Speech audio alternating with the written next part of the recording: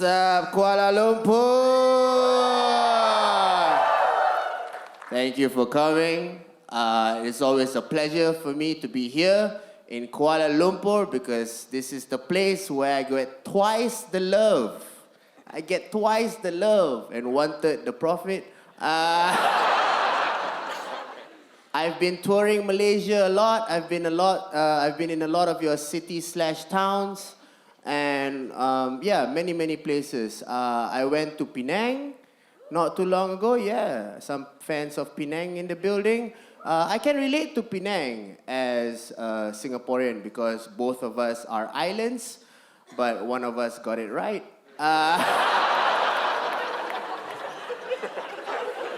And then I went to Kuching, Sarawak. I didn't know what to expect, but they told me to bring gardenia bread. And they made me their king. And then I went back to my hometown, Malacca. Yeah, Malacca. Malacca has a slogan. You know what the slogan of Malacca is? Don't mess with Malacca. That's our slogan. Don't mess with Malacca. Or what? Everybody messed with Malacca. You know what I mean? Right? The Portuguese mess with Malacca, the British mess with Malacca, the Japanese mess with Malacca, the Dutch mess with Malacca. I think don't mess with Malacca is not a warning, it's a plea. Don't mess with Malacca. Enough!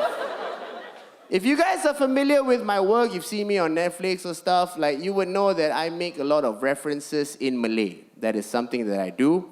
And I realized that, a lot of Malay people, when you hear that, you'll be like, hey, But a lot of non-Malays, when they hear that, they'll be like,讲什么? Now, I'll promise you in tonight's show, I will not be using a lot of references that are like that, except for one, okay? One reference that Malay people will be like, oh, and then non-Malays will be like, oh, 讲什么? Right? In fact, this topic is very useful because it was one of the hottest topics in 2024. Every news portal in Malaysia covered it. If you are a non-Malay and you ask this question to a Malay person, I can guarantee you it will be a half-hour conversation confirmed. Right? Confirm half-hour conversation. All you need to do, if you want to have a conversation with a Malay person, right? Just turn to a Malay person near you and ask this question. Who is Alif Aziz? You see how I split the room there, right? Malay people, hey! Chinese people, 讲什么? Let me explain. Alif Aziz is a man of many talents. One of his notable talents is the man has an angelic voice. He has a very, very beautiful voice. He's an amazing singer. Now, the other talent is that he allegedly cheated on his wife 11 times. 11 times. Right. Fool me once, shame on me.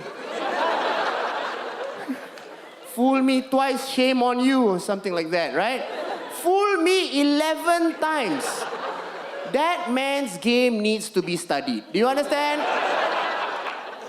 Now, I'm not going to say a lot about this topic, Alif Aziz, because of two reasons. Number one, I'm pretty sure in the year 2024, his family has been through a lot.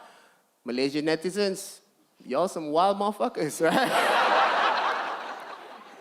So I'm not going to use somebody else's misfortune for content. I'm not about that, right? Second reason is I used to date the sister. All right, let's move on. Let's move on from that topic right away. I like being here performing to you guys because, we get it, right? We live in a very similar culture, right? Everything I say to you, you more or less understand. I've been trying to get better and stand up, so I've been traveling the world to try and see if I can make an international audience laugh. So I went to Western Australia to tour to perform to a room full of international audiences. Yeah, and when I say international, I really do mean white. And I went to Western Australia to tour, and I realized that one of the challenges that I experienced is explaining to an international audience the concept of a Singaporean Malay. That is quite a lot to explain, right? Oh, you're Malay, what are you from Malaysia? I said, no, not really. We got left behind and now some of us got tattoos, you know? But after like a week of touring, I got the hang of it and I started doing pretty well. Until I went to this place called Port Hedland, somewhere north of Western Australia. I got on the mic and the first thing I said was, I was like, I know you guys are probably wondering what this is. Without missing a beat, somebody from the back yells, "Are you the Uber driver?" Now I got nervous because in a situation like that, when somebody heckles the comedian, you expect the comedian to have something witty to say back. Ladies and gentlemen, I had nothing. Right? But I told myself, Faz, you came all the way here, Faz. You have to make your people proud, Faz. Just put the mic to your mouth and say the first thing that comes to your head. Oh, you the Uber driver? No, I'm not. But I can be if your mom needs a ride.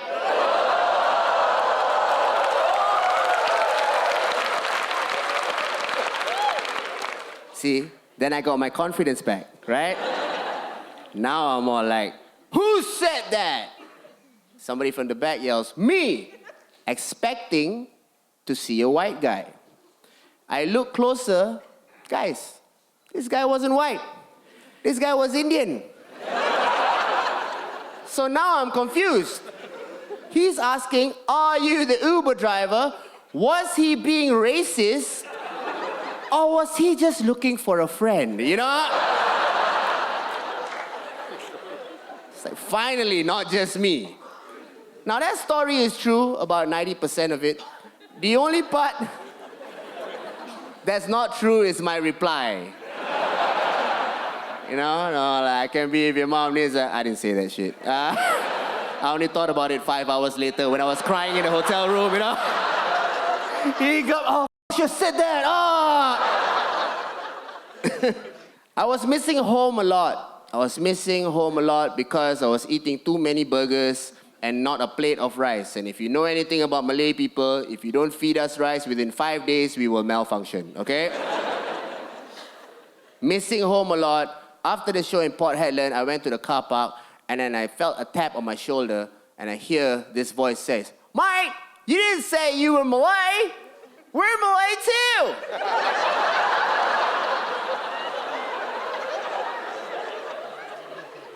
And then I turn around and I see the most Malay face I've ever seen in weeks. And I go, what do you say? Yeah, Mike, we're Malay. And I'm like, nah. I started to ask him questions. I was like, well, are you from Singapore? Nah, we're not from Singapore. Are you from Malaysia? Nah, man, we're not from Malaysia. Are you from Indonesia? Nah, man, we're not from Indonesia. I'm like, where are you from then? Mate, we're from Christmas Island. Yeah. So if you guys don't know about Christmas Island, let me try and explain it to you with my SPM education.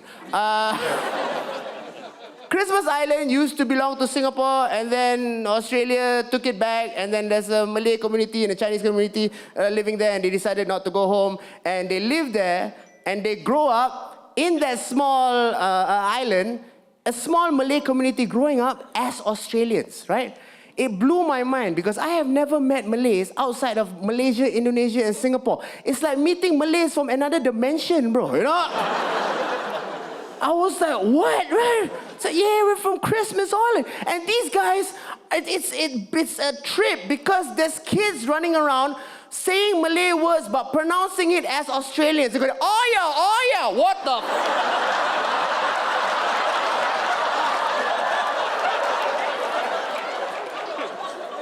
And then it's like, you want to hang out tonight, mate? I'm like, yeah, sure, dude, of course. Let's hang out. All right, we'll pick you up at your hotel. Gave him my number. I went back to my hotel, and I waited in anticipation. And then I get a call. Mate, we're downstairs. And I go downstairs. Guys, please take note, huh? These guys, never been to Malaysia, Singapore, or Indonesia.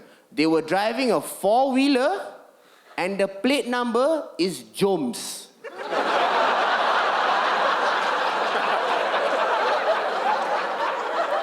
Spelling J-O-M-X-Z, bro. Blew my mind, right? I looked behind and there were like stickers of like fishing team. No way. I went inside, one of them turns to me, would you like a gudang garam, mate? Whoa! And that's when I realized, ladies and gentlemen, that the essence of rempit is not thought, it's genetic, okay?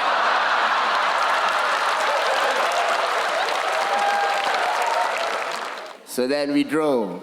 We drove for a couple of kilometers until we arrived at a desert in the middle of the night. And I was like, oh shit. These guys are still Malay. I was so excited meeting Malays from another world, I forgot that it also comes with risks. So we got out of the four-wheeler, and then they took out a cooler, and then they handed to me a carbonated drink. And as I was holding it, I asked them, like, bro, why are we here? There's nothing here. And I was like, mate, look up. And I looked up, there was no light pollution. It was a beautiful bed full of stars, right? It's just stars, it's beautiful, right? And I'm thinking to myself, wow, this is an amazing moment. I'm looking at them, I'm like, dude, I have so many questions to ask you, right? Like, you literally live so removed from the culture that I know. Like, what's your food, you know? What is your life like? What do you eat? What are your curse words? Do you know our curse words? Am I going to be the first one to teach you Pukima? You know what I mean? Am I going to be the Pukima messenger right now, right? And they are looking at me, probably asking so many questions as well, right? Like, what's my life like from this place that they've only heard of? And as we sip on that carbonated drink, he turns to me. As we sip on that carbonated drink, looking at each other, right? Two Malays from different worlds. He looks to me and he says, Mike, can I ask you a question? And I'm like, dude, ask me anything. What's up with this Alif Aziz guy, yeah?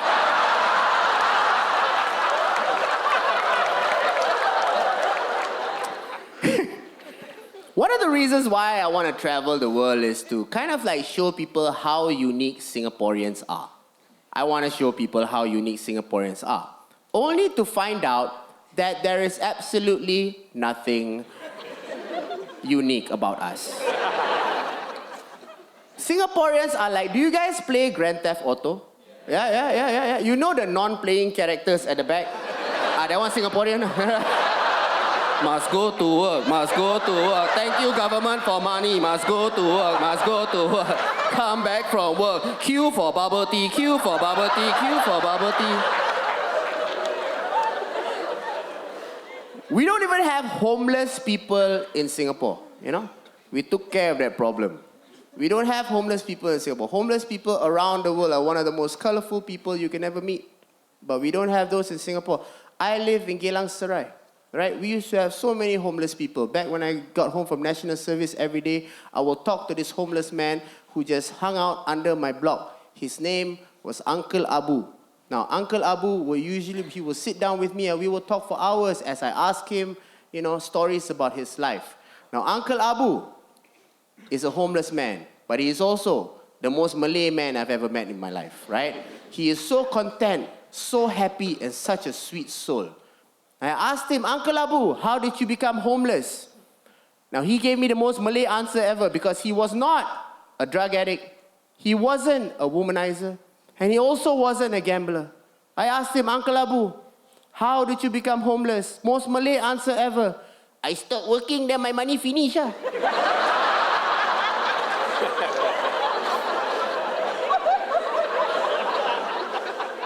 Uncle, go back to work. Cannot, boy. Nowadays busy. Doing what? This is your whole gig, Uncle Abu. When God show me a sign, then I will start working. Uncle Abu, this is a sign, Uncle Abu. This is a sign. But in my relationship with that man, I realized over the years as I grow up that I was the one who was the asshole in that relationship. Because I'm sitting down with that man as he's feeding me all this knowledge, right? And whenever we finish the conversation, about 2-3 hours, I'll be like, okay, Uncle Abu, I need to go. Where are you going? Back home. Got hot water, okay? But can you blame him though? Singapore is the most expensive city in the world. We earned that. We are the most expensive city in the world, right? Yeah, that's in the news. Most expensive city in the world. That's why when we cross the border to enjoy the exchange rate, don't get mad, huh? You know what I mean? You're helping us in a way. I like crossing the border, but it's a lot of fun pumping petrol and stuff. But what I don't like is the questions that I have to deal with at the border. I think it's quite redundant, you know? No, they'll ask me stuff like, do you have anything to declare? And I'll be like, no. No? Like, can we check your bag? I'm like, sure. And then they proceed to check my bag and check my items one by one, which gets me thinking, I'm like, excuse me, I am entering Malaysia from Singapore, you know, huh? What could I possibly smuggle into your country that you don't already have in abundance, you know? What are you gonna find in my bag? Huh? Are you gonna find something that you don't have? Are you gonna look into my bag and be like, oh, look at what he's trying to smuggle. It's a non-corrupt politician. You understand?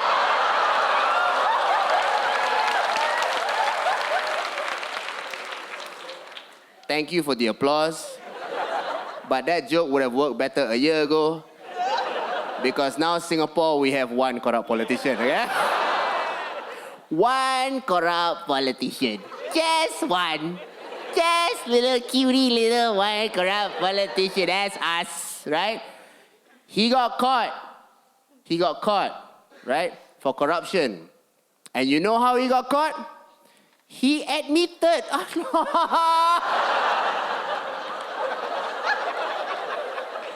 Why would you admit? You are a politician. What kind of politician tells the truth? Oh my God! I swear. Huh? Like, you are a politician, guys. Put on a show, you know? We want to see like months and months of trial. Like, this is a show, you know what I mean? Like,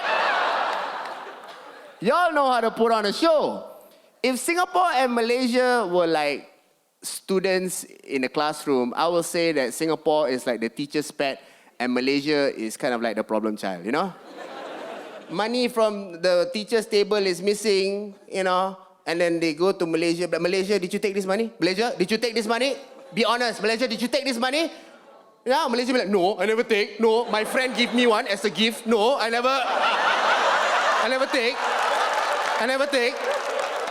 Anyhow say no, anyhow say no. Okay, if you never take, then tomorrow we go to principal's office. Can? No problem. Tomorrow we go. Then the next day call, cannot come to school today. I got diarrhea. I got diarrhea. Singapore, did you take this money? Oh, yeah, I'm so sorry. I'm so sorry. I promise to never.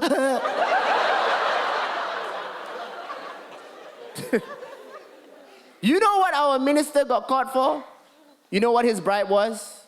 His bribe was a foldable bicycle.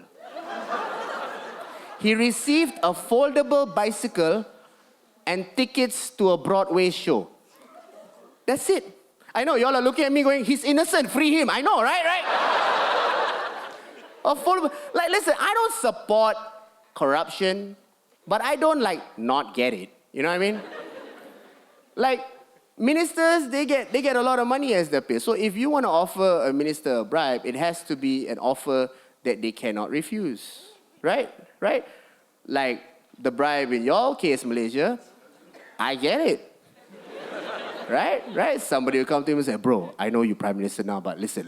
What if you took a lot of this money out and then you invested it outside, can make more money for you and your country? On top of that, we have parties, bro. Parties, Britney Spears come out of a cake, bro, huh? Paris Hilton's gonna be there, bro. And then Miranda Kerr, we buy her a piano, bro. What's up, right? And then some of this money also we will invest in a Hollywood film starring Leonardo DiCaprio. You can have all the money in the world, you'll still go like, oh, okay, whatever, right? Oh, what did they offer the Singapore minister? Bro, do you cycle? And do you like origami? Guess what I can give you? A foldable bicycle that can fit in your bag. I don't get it, man. I don't get it. I want to be, I'm sick of this system. I think I got to be a part of it, you know. I am ready for the inevitable China takeover. I am ready for that, right? We can talk about all this all we want about our politicians, but in the end, we're all going to be China at some point. You know what I mean? Oh, I am placing my bets early, bro. I am going to date a Chinese girl. That's right. I'm going to marry into the system, okay? Yeah. But here's the problem. The Chinese Singaporean girl, very attractive.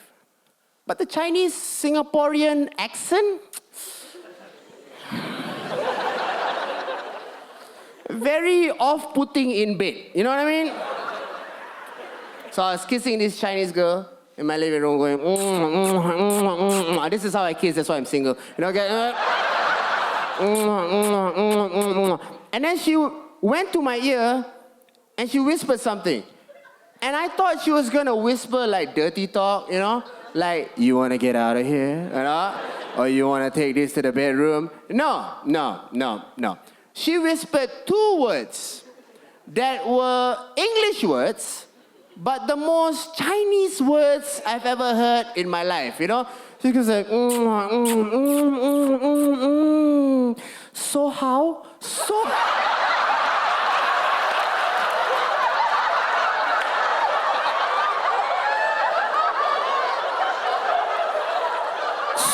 how?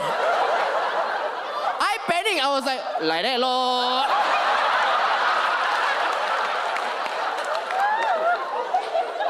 You like or not? I like. And this is the weirdest part. It's like, you like? How many percent?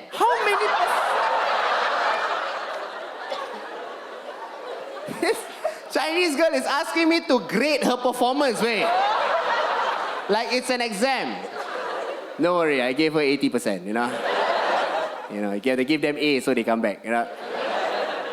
She's weird, yeah. Chinese people, y'all stop dirty talking. Stop.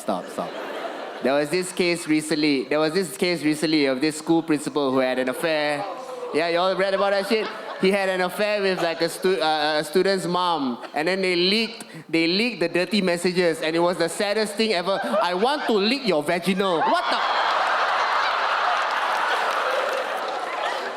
And the worst thing is that the teacher like, okay, after PSLE. Yo! Relax.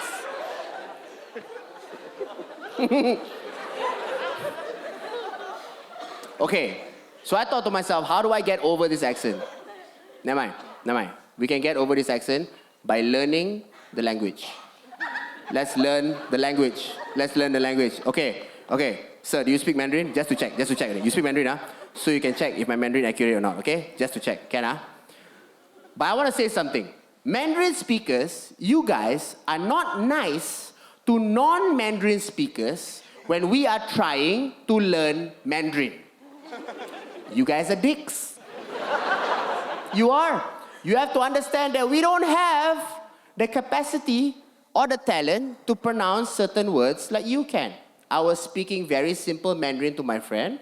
I said, outside is raining. I want to bring an umbrella. 外面下雨了，我要带雨伞. Correct? Correct? Correct? Correct. Scared, right? My friend look at me. What is xiang, bro? What you say, bro? What is xiang, bro? I don't understand, bro. I don't understand, bro. Yi xiang, bro, umbrella. That one not called yi xiang, bro. That one called yi xiang, bro. Yi xiang, bro. Bro, don't know how to say, don't say, bro. Don't know how to say, don't say. No room for learning, you know, right? Yi xiang, bro. Chinese, you must know got four.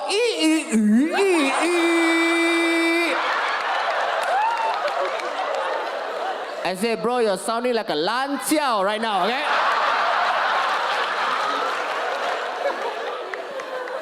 And he goes, that one you say correct. What the?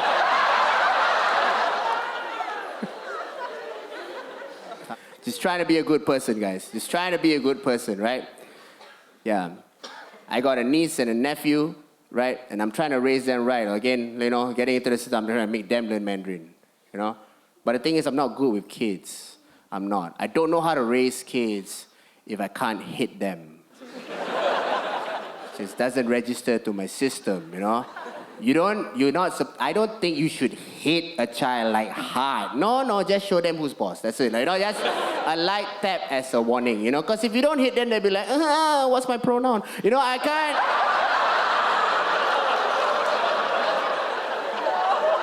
Like, I got my pronouns beaten into me at 5 years old. You know what I mean? You stupid boy. Oh, boy. Yeah. My mom used to tell me, you know, I hit you, but when you grow up, you will understand why I hit you. Have you guys heard this before from your parents?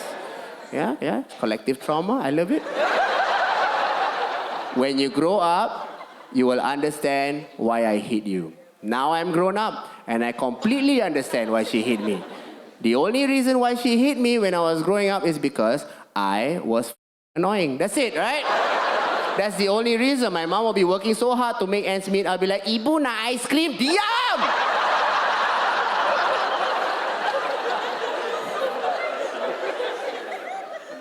You gotta hit him, you know? That's our way. That's our way. That's the Asian way of doing it, right? It's more efficient to hit just a little bit, you know? It just helps. I saw a kid in Malacca malfunctioning. Not crying, malfunctioning. You know how kids malfunction? Just malfunctioning. The Malay father just one time, pump, reset.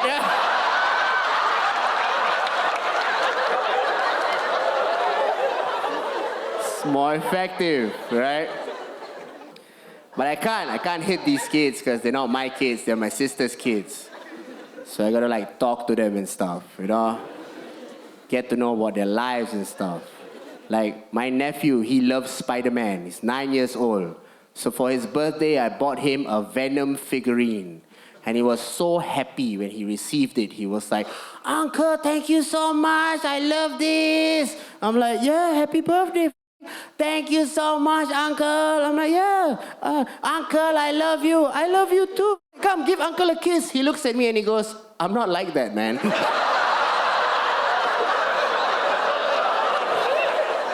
Okay.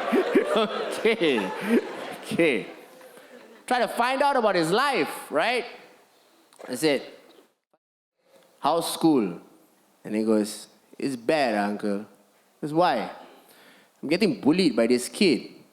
And immediately I was like, who is bullying you right now?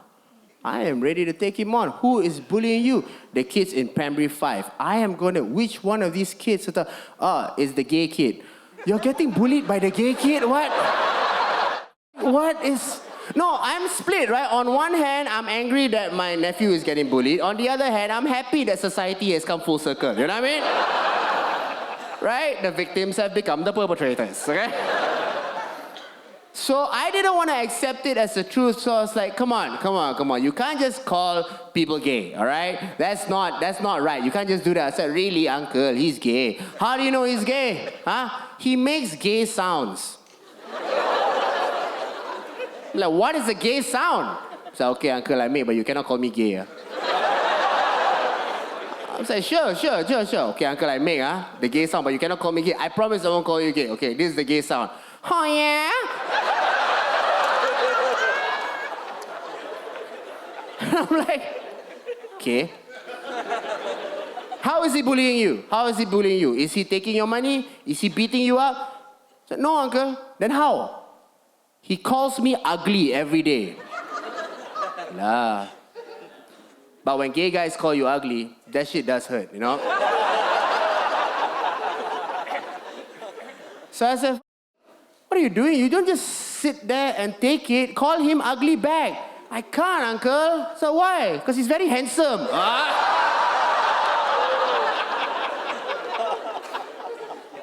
So I was like, okay, time to give this kid the secret weapon. I said, okay. Next time he calls you ugly, look him in the eye and say, your mother ugly.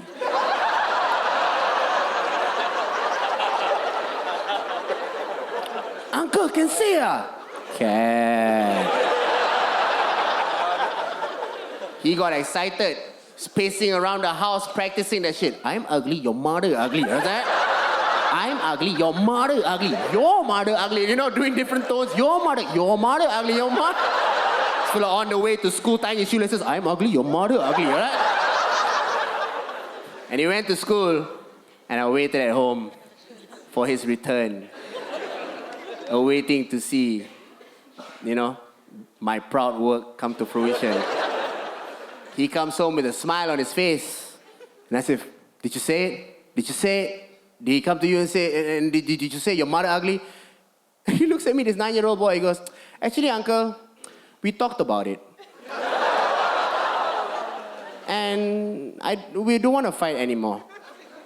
Now we're friends. Yeah, so I guess I got a gay nephew, guys.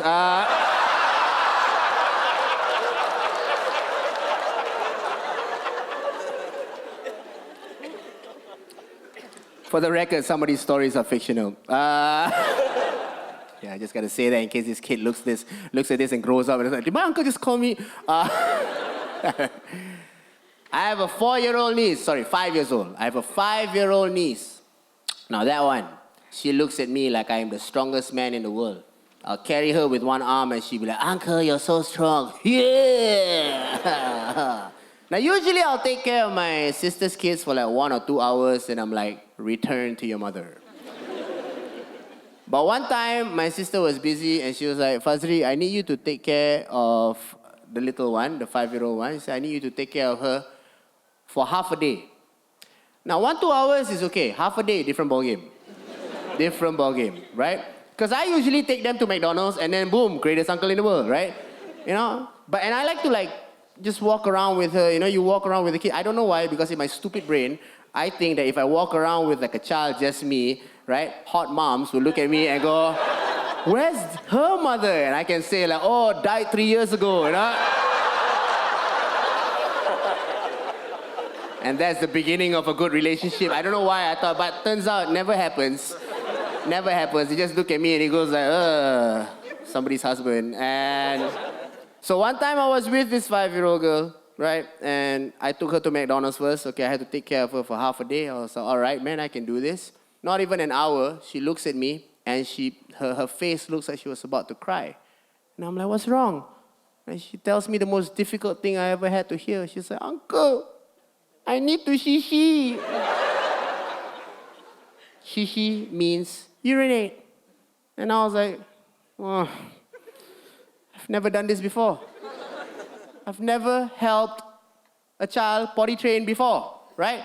So I'm like, okay, how? Okay, we have to do something. I was panicking. I was like, okay, never mind. You just take her, you smuggle her into the men's toilet, inside the cubicle. She does her business. We chow, nobody see, no problem, right? So I carry her. I said, you tahan, okay? You tahan, You don't go. But I said that, but in my head, I said, you don't piss on me. I said, we don't it. It's a brand new Air Force One. See, no crease, okay? Don't. You know how hard uncle worked not to crease these or not? You don't? So I smuggle her, into the toilet as I sit her down. And then okay, we're all quiet. I lock the door and she goes, we're here! Shut up! Now we're in the cubicle by ourselves. And then it hit me and I realized as I was helping this little girl, I realized that I am one of the main male role models in her life, right? This is an important moment because not only am I helping her potty train, it's also a good opportunity for me to teach her about boundaries, right? So I look at her and I go, she calls her private parts her shame. Don't look at me, I don't make the rules. Girls call it shame, boys call it cuckoo bird. Okay, that's just... So, your shame, no boy can see, no boy can touch. Understand? Uncle, you're also boy. Very good. That's why uncle will look here while you shishi. Okay, uncle. Uncle, yes? Are you ready? For what? She starts counting down. 5, 4, 3, 2, 1. And I hear the loudest jet come out of this 5-year-old. And I'm like, how is there a tsunami in this child, you know? And it's not even the weird part. It's while she's pissing, she's going,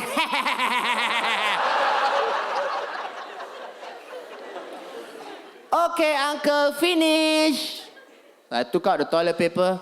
Nah, you must wipe yourself. No, uncle, must use water. Oh yeah, I forgot, Malay child. So I took the gun spray bidet thing. Now here's the thing, she's not strong enough to do this by herself, so I'm gonna help her, right? But I already promised her that I can't look, so I'm not gonna look. I said, okay, Ira, uncle cannot look. So you must show uncle where to shoot, okay? Lower, okay. I turned that gun sideways and I shot it like a drive-by shooting, bro. Brap, brap, brap, brap, brap, brap, brap, brap. Many men wish death upon me. Brap, brap, brap, brap, brap, brap, brap, brap. I turn around, this girl is wet, bruh. She's crying. Oh, God, why you do this to me? I'm carrying her and I'm wiping her, but we're in the cubicle by ourselves. So everything I'm saying to her is just adding on to her trauma. No, don't tell your mother, okay?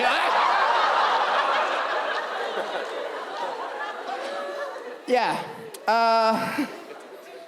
So, since I'm not a very good uncle, I try and be a good son to my aging parents. My dad is a diabetic. He's very chronic, the diabetic. The diabetes is very bad. Like really, really bad. Like he look at Bandung, his leg fall off. You know, I mean, that's how bad the diabetes is. You know? And one of the proudest things that I do with this career is I'm actually very glad that with the blessings that I have, I am able to pay for his hospital bills. And that's awesome, right? Like, because like I always say, yeah, I pay for this. Thanks. That was the most reluctant clap I've ever heard in my life, right? I guess, I don't know, man. Sounds like something good he's doing. Okay, never mind, thanks for that.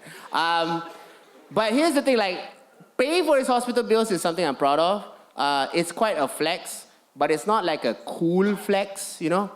Yeah, it's not cool. Like the people I look up to, rappers, they like to show off cool things, right? Like look at the rims on my car. Look at the grills on my teeth, right? Look at the chain on my neck. What do I have to show off, you know? Look at my father, high blood pressure medicine, eh? He has diabetes, we do it. Shots. Look at his dentures in his mouth. $4,000, so all me, baby. Because that's what you go through as you get older, right? Like aging parents, like grandparents age too. I went to visit my grandfather, who was also sick, with my brother. And on our way home, my brother's a little bit more religious than me, right? On our way home, after we visit our grandfather, my brother decides to pray out loud in the car. So as I'm driving, he goes, Ya Allah, okay. And he says this prayer out loud. Whatever Atok is going through, please ease his journey. Amin. Which is a very sweet prayer, right? Whatever Atok is going through, please ease his journey. Very sweet. Except the next day, Atok died. Everybody's at the funeral crying. I'm like, guys, I know who did it.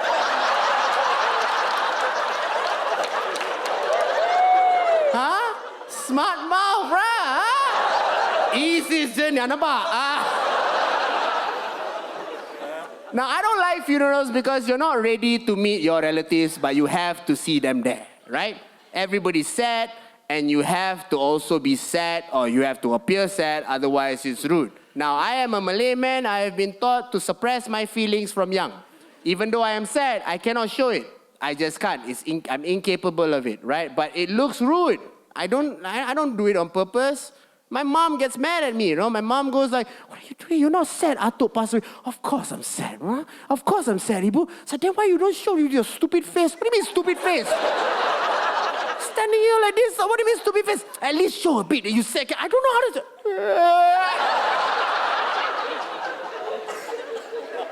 I think that's worse, you know. The very solemn time where the families are gathering. What I don't like is uncles will come up to you and try and give advice. Boy, remember, Atuk died of cancer. Okay? Could be genetic, right? Could be any one of us, Could be any one of us.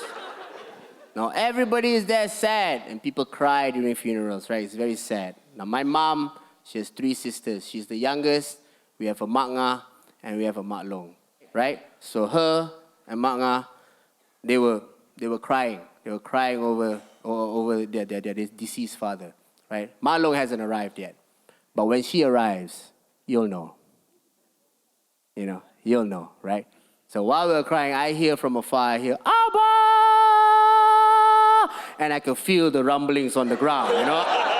And I turn, right, to see my Mak Long, who can only be politically correctly described as 120 kilos. Okay, that's it. That's the only way I can describe her, okay, which is correct because it's accurate to the scale. Now, we hear, "Abba!" And I hear rumbling, "Abba!" I turn around and I see her running at top speed and I go, "Oh, can run." So she goes, "Abba!" And now I'm going like, how is she gonna stick this landing? Inertia is going to take place. She goes, "Abba!" And she trips on her baju, dude. She trips. Now she's airborne, Now she's airborne. I'm like, no way.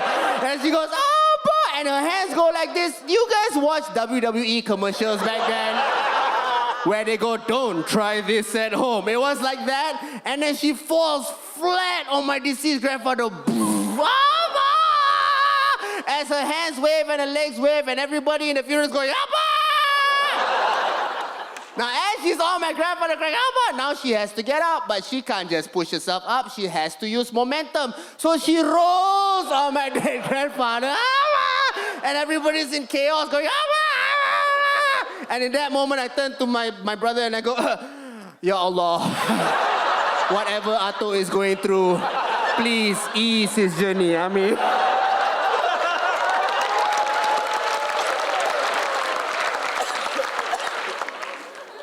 I performed that joke in front of 2,000 people in Singapore when my mom was in the audience. She met me backstage. "Come boy, I want to talk to you." "Why, Ibu?" You forgot the part to say when she rolled the other side. You know that?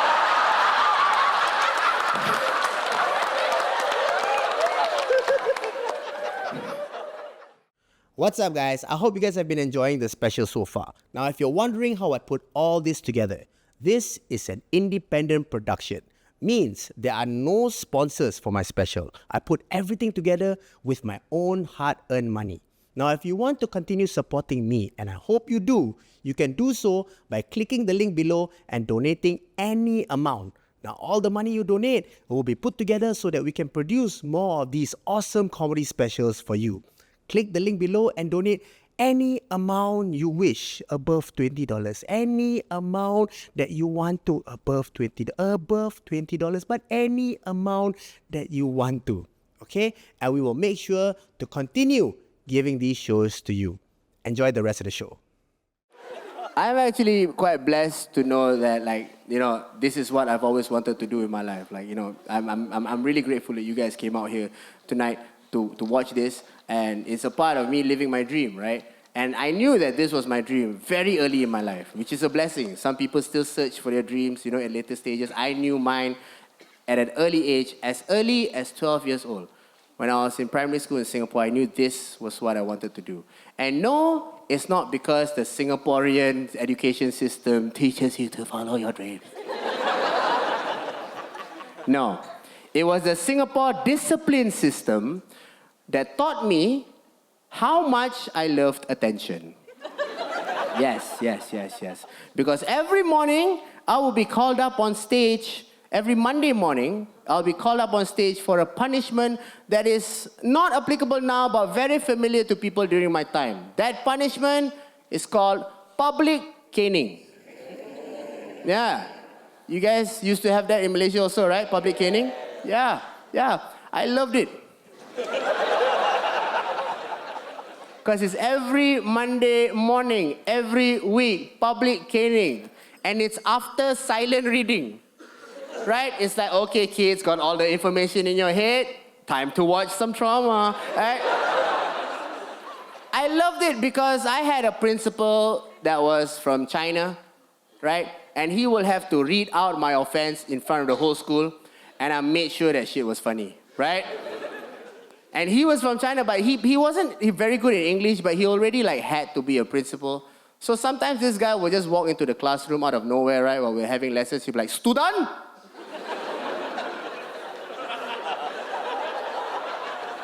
Study is good." And then he'll walk out, and then my teacher will be like, "All right, let's go through what was wrong with that sentence, okay?"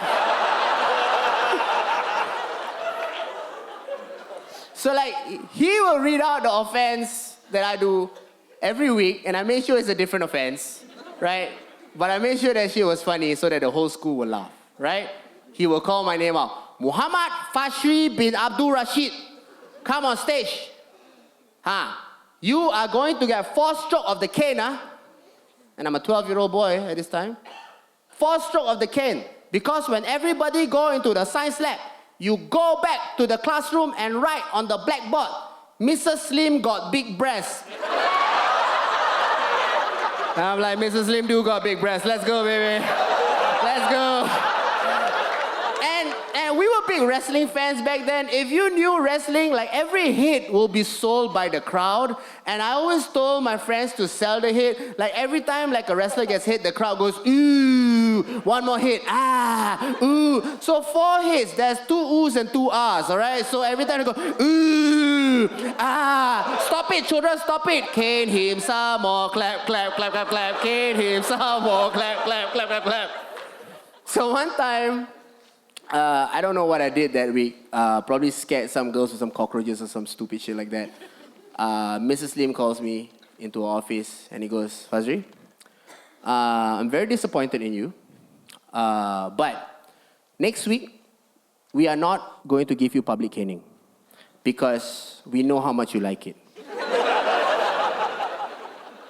So as your English teacher, I will task you with telling the school a story." Now she takes out a book. "I want you to memorize this story. The moral of this story is there is no reward in showing off." She hands me the book. And I look at the book, and the book was The Emperor's New Clothes. You all know that story? The Emperor's New Clothes, right? So I'm over there. She said, "Memorize it word for word. I want you to tell it in front of the whole school on Monday." I went back home. And I turned, I was like, "Oh, okay, Emperor's New Clothes." And then the merchants come, and then the king, memorize over the weekend. Come Monday, principal calls out my name, "Muhammad Fadzri bin Abdul Rashid." The whole school goes, "Caning, caning, caning." No. This time, Fadzri will not get caning. Instead, he will be telling you all a story. "Fadzri, tell a story." So I took the mic. And as a very nervous 12-year-old boy, I looked out at the whole assembly hall and I said, "This story is called The Emperor's New Clothes." And at that moment, guys, I forgot all the words. I forgot all the words that I memorized over the weekend. But I knew how the story went. I knew how the story went. So I could only tell the story the way a 12-year-old Malay Singaporean boy knows how, right? The emperor's new clothes. So last time got this king. Then he like to wear nice clothes, you know. He always like to show off in front of people, you know. He like, hey, nice, you know, the clothes. You like, you know, yeah? Nice, you know. Then he go, hey, clothes, nice, you know. You like, you know, the clothes. Not bad, right? Clothes, right? Then his people inside the castle also like, they like, hey, king, not bad, king, not bad. King nice, king nice, king nice. Not bad, king. Every day he, oh, not bad, not bad, nice. Not bad, not bad. Nice, king, nice. Then one day his clothes finish. And then he asked the castle people, hey, where are the clothes? No more clothes, king. No more clothes? Yeah, no more clothes. So how?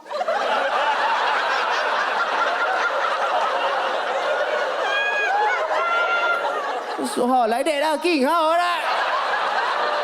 Go and find people to make clothes, Okay, king, we don't know how to make clothes. King, go and find people. And then these two people come inside the castle. They say, king, we can make clothes. They say, really, you can make clothes? Can, confirm.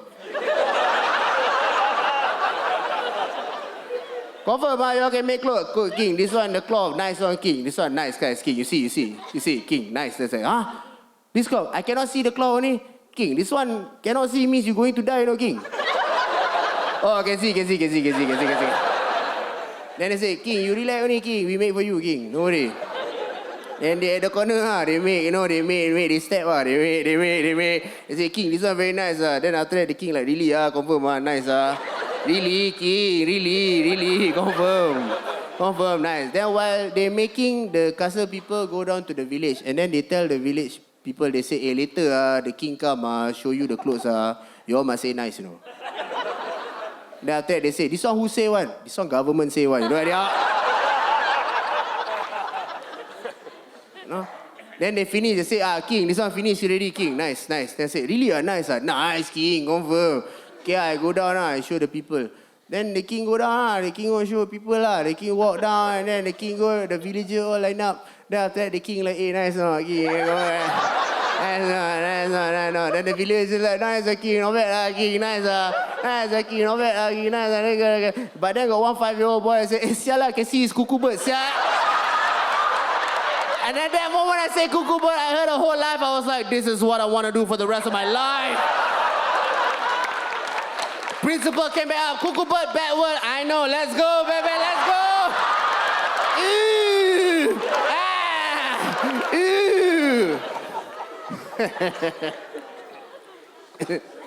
So yeah, all my life I was looking for jobs that would like land me here eventually, right? Jobs that would like get me on the mic. One of the jobs that I really enjoyed doing was I was a crowd warmer for TV shows. Yeah, I was a crowd warmer for TV shows. If you don't know what a crowd warmer is, it's like, you know, if you guys are a live audience and this is a TV show, I'll just be like, come out before the TV show starts. I'll be like, later you all laugh. Later you all clap hand. You know, this show no need. So, but that was what I was. And one of my biggest breaks was I got to be a crowd warmer for this TV show called Asia's Got Talent. Yeah. For one day of the finals, I was the crowd warmer. Yeah. They say, Faz, you are going to be doing crowd warming in front of a crowd of 1,000 people in between the acts. I was like, wow, that's so cool. How do I get them excited? I said, never mind. We give you a lot of tools. We give you these vouchers, bunch of vouchers you can give away. Up to you how you want to give them away. I'm like, wow, Singaporeans love vouchers. You have just made me their king, you know? And then when I looked out to the crowd, I was so excited. I was like, I can't wait to do this. And I realized that the judges were still there. I was going to be under the watchful eye of these 4 esteemed judges.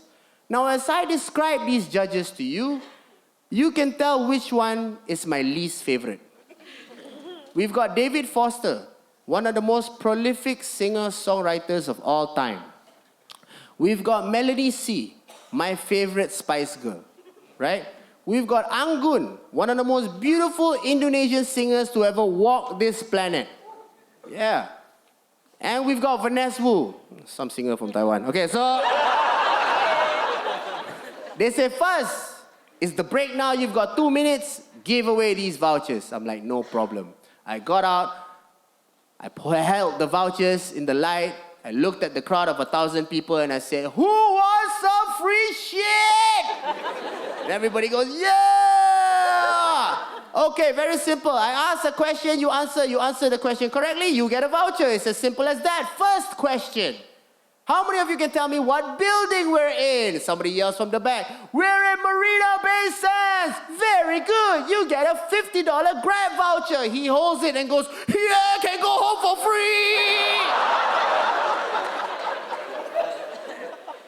And I was like, next question, can somebody name me a statue in Singapore? Somebody yells from the back also, the Merlion, very good. You get a $50 Scoot voucher. He holds it and goes, I can finally go to Australia. I'm like, you were $50 short? What's wrong with you, right? Couldn't like ask your mother or something, you know what I mean? And as I was having fun, Vanessa Wu turns around in his swivel chair and he calls out to me, hey, crowd warmer. Silence. I turn to him and say, yeah? And he goes, you're asking them questions that are too easy, man. You need to ask them more difficult questions so that they deserve the prizes. More difficult questions. You're right. My bad, Vanessa. More difficult questions. Okay. I got one. Hey, guys, can anybody here name me one of Vanessa Wu's songs? Ladies and gentlemen, that's how the day I got fired as a crowd warmer and started my journey in stand-up comedy. Thank you very much, Kuala Lumpur. You have been amazing.